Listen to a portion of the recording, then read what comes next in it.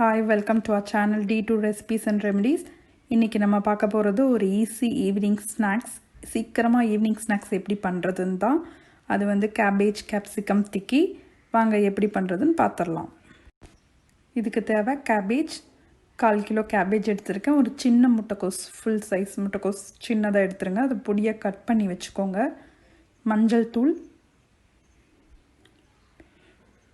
கல்லுப்பு ஆட் பண்ணிக்கோங்க. ஆட் பண்ணிட்டு இதில் தேவையான தண்ணி ஊற்றி இதை ஒரு அரை மணி நேரம் வந்துட்டு அப்படி அது தண்ணிக்குள்ளேயே வச்சுருங்க. சுடு தண்ணியெல்லாம் இல்லை, நார்மல் வாட்டர் தான். அப்புறம் ட்ரைன் பண்ணி எடுத்துருங்க. எடுத்துட்டு அதை ஒரு பவுலில் சேர்த்திக்கோங்க. நல்லா தண்ணியை வடிச்சிட்டு தான் சேர்த்தணும். ஒரு கேப்சிகமை பொடியாக நறுக்கி வச்சுருக்கேன், அதையும் இப்போ இதில் ஆட் பண்ணிக்க போகிறோம்.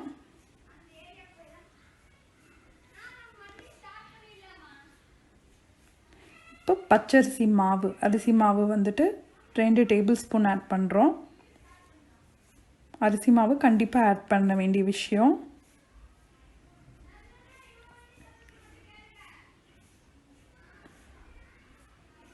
அப்புறம் கடல மாவு.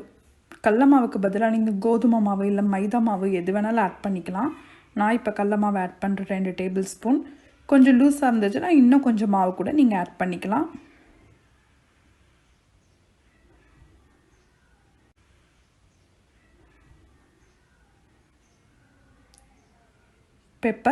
பெப்பர் காரத்துக்கு தேவையானது மாதிரி தான், உங்களுக்கு எவ்வளோ வேணுமோ அதை ஆட் பண்ணிக்கலாம். நீங்கள் பெப்பர் பவுடர் ரொம்ப ஈஸியாக செஞ்சிடலாங்க, குழந்தைகளுக்கும் ரொம்ப பிடிக்கும் இது.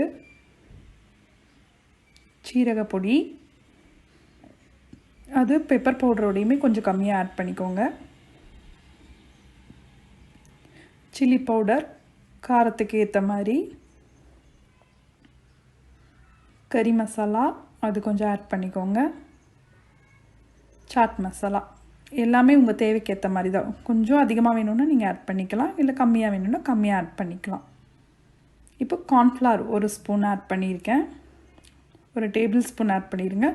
இதை வந்துட்டு நல்லா இப்போ வந்துட்டு மிக்ஸ் பண்ணுறேன். தண்ணியெல்லாம் ஊற்றிடாதீங்க. மிக்ஸ் பண்ண அதுவே வந்துட்டு தண்ணி விட்டுட்டே இருக்கும்.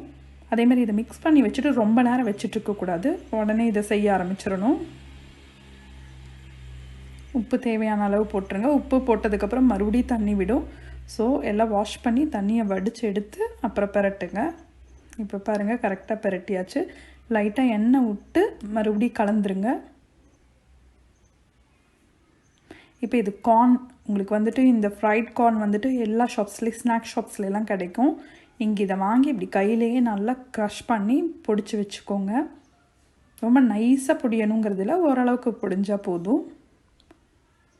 இப்போ கையிலேயே ஒரு உருண்டை பிடிச்சிருங்க.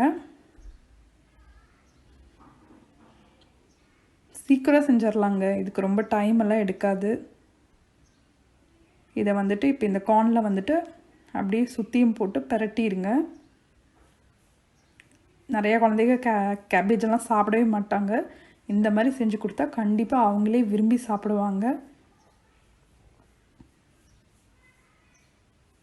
இது வந்து நம்ம ரொம்ப டீப் ஃப்ரை எல்லாமும் பண்ண போகிறதில்ல, ரொம்ப ஹெல்த்தியான ஸ்நாக்ஸ் கூட. இதை தட்டில் வச்சுட்டு இப்படி லைட்டாக ப்ரெஸ் பண்ணி விட்டுருங்க. இந்த மாதிரி ரெடி பண்ணி வச்சுக்கோங்க.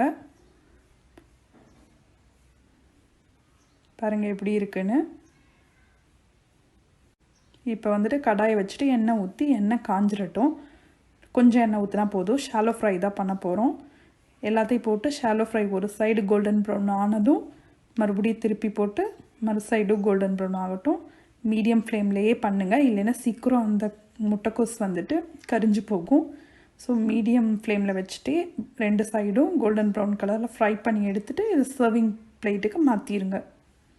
இதோ மாற்றியாச்சு. ரொம்பவே டேஸ்ட்டாக இருக்கும். இதுக்கு மயோனஸ் சாஸ் எது வேணாலும் நீங்கள் வச்சு சாப்பிட்லாம். கண்டிப்பாக ட்ரை பண்ணி பாருங்கள். ட்ரை பண்ணி பார்த்துட்டு கமெண்ட் பாக்ஸில் எப்படி இருந்துச்சுன்னு சொல்லுங்கள். ரொம்ப ஈஸியாகவும் செய்யக்கூடிய ஸ்நாக்ஸ் இது, ரொம்ப நேரம் எடுக்காது, எல்லாருக்குமே கண்டிப்பாக பிடிக்கும். இந்த வீடியோ உங்களுக்கு பிடிச்சிருந்தால் லைக் பண்ணுங்கள், ஷேர் பண்ணுங்கள், சப்ஸ்கிரைப் பண்ணுங்கள், மறக்காமல் பெல் ஐக்கானை கிளிக் பண்ணுங்கள்.